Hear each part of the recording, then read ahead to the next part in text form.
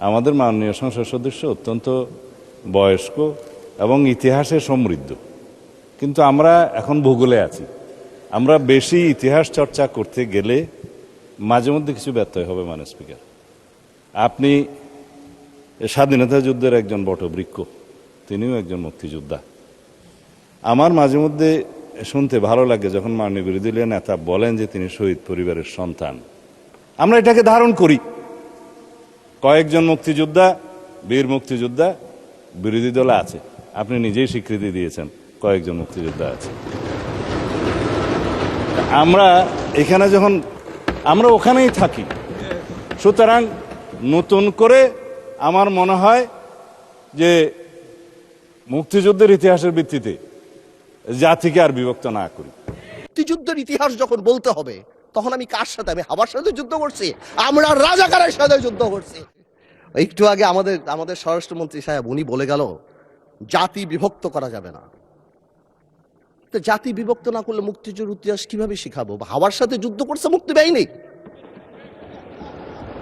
জাতি বিভক্ত করা যাবে না, বাংলাদেশকে হিন্দু মুসলমানে ভাগ করা যাবে না, আমেরিকা রাশিয়া ভাগ করা যাবে না।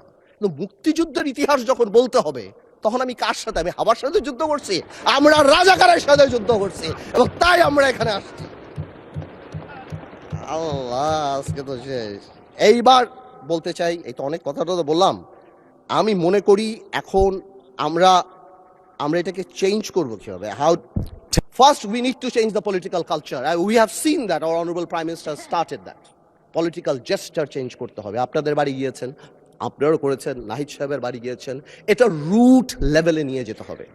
আমাদের গ্রামাঞ্চলে যেখানেই আমরা যাই সেখানে এই পলিটিক্যাল কালচার নিয়ে যেতে হবে। Second, foundation of politics. জেনারেশনকে আমরা যে যার মতো ইতিহাস শিখিয়েছি, এই একটা জায়গায় আমাদের আসতে হবে।